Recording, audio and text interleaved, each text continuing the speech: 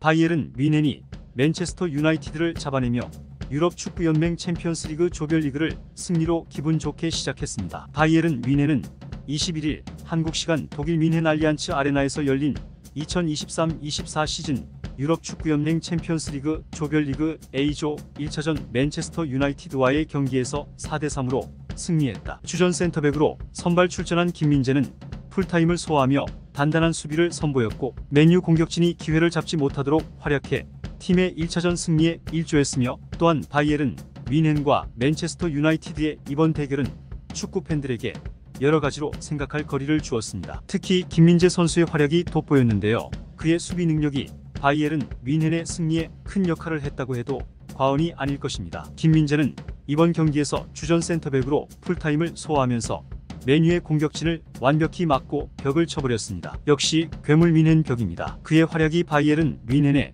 얼마나 중요한지를 잘 보여주는 순간이었죠. 특히 뮌헨의 이번 여름 이적시장 최우선 목표로 뮌헨 합류에 성공한 김민재와 케인은 맨유의 영입 목표이기도 했으며 민재는 이탈리아 나폴리에서 뛰던 지난 6월 초만 해도 맨유행이 유력해 보였고 지난 1월부터 맨유가 김민재의 바이아웃 5천만 유로 720억 원을 흔쾌히 내고 빨리 데려가겠다는 자세를 취한 것으로 알려졌기 때문입니다. 하지만 맨유가 기존 선수 매각, 구단 M&A에서 고전하는 사이 바이에른 뮌헨이 바이아웃 이적료는 물론 세후 연봉 1천만 유로 142억 원을 들고 5년 계약을 제시하면서 김민재의 행선지가 바뀌고 말았다. 결국 바이에른 뮌헨을 이끄는 토마스 투엘 감독까지 나섰고 뮌헨은 한국에서 메디컬 테스트를 진행하는 파격적인 절차까지 승인하며 바이에른 뮌헨이 김민재를 얼마나 강하게 원했는지를 잘 보여줍니다. 김민재를 강하게 원한 탓에 맨유행은 없던 일이 됐고 바이에른 뮌헨 유니폼을 입었으며 맨유는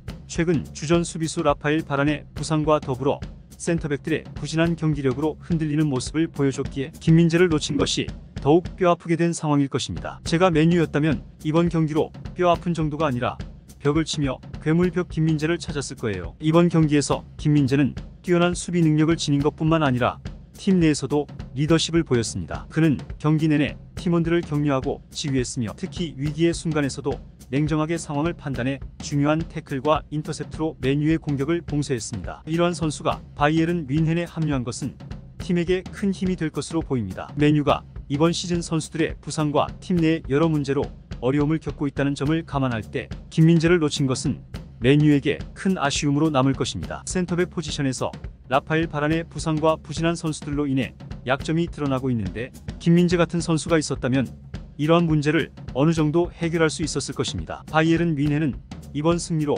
조별리그에서 중요한 3점을 가져가면서 조 1위로 나섰습니다. 하지만 수비에서의 실수를 줄이지 않으면 앞으로 더 강한 상대와 만날 때 큰 문제가 될 수 있다는 점을 명심해야 할 것입니다. 그럼에도 불구하고 김민재 같은 선수가 팀에 합류한 것은 바이에른 뮌헨이 이러한 문제를 더 빠르게 해결할 수 있을 것이라는 희망을 줍니다. 3라운드부터 본격적인 괴물다운 모습을 선보이기 시작했다. 김민재는 뮌헨이 무려 4년 동안 원정에서 승리를 거두지 못했던 상대인 멘헨글라트바흐를 상대로 선발 출전해 풀타임을 소화했는데 이날 경기에서 압도적인 공중볼 장악 능력과 빠른 스피드를 활용한 뒷공간 커버 등 자신의 장점을 마음껏 선보이며 뮌헨의 리그 3연승에 일조했다. 리그 선두 경쟁자인 레버쿠젠과의 경기에서도 풀타임을 소화하며 맹활약했는데 팀은 아쉽게도 세트피스에서 2골을 내주며 2대2 무승부를 거뒀고 김민재는 무승부에도 불구하고 리그 개막 이후 3경기 연속 공격 포인트를 기록하며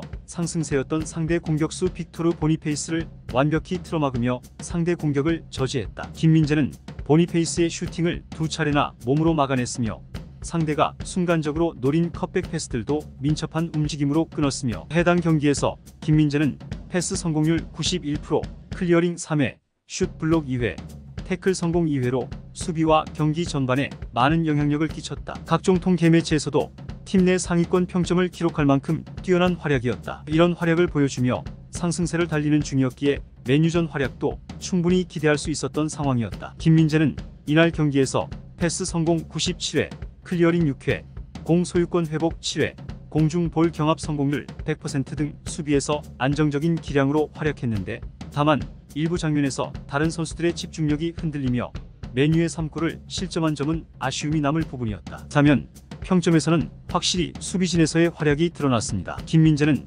축구 통계 매체 품목 기준 평점 6.7점로 선발 출전한 4명의 수비수 중 가장 높은 평점을 기록했고, 축구 통계 매체 소파스코어 기준으로도 김민재는 6.8점으로 수비진에서는 가장 높은 평가를 받았습니다. 뮌헨과 맨유의 이번 경기를 종합해보면 두 팀의 현재 상태와 앞으로의 전망, 그리고 무엇보다 김민재의 미래가 어떻게 될지에 대해 많은 것을 알려주고 있습니다. 김민재는 바이에른 뮌헨에 합류한 이후로 지속적으로 좋은 모습을 보이고 있고, 이는 바이에른 뮌헨이 앞으로도 계속해서 좋은 성적을 낼 수 있는 중요한 변수 중 하나입니다. 따라서 김민재의 활약은 앞으로도 계속 주목받을 만한 부분이 될 것으로 예상됩니다.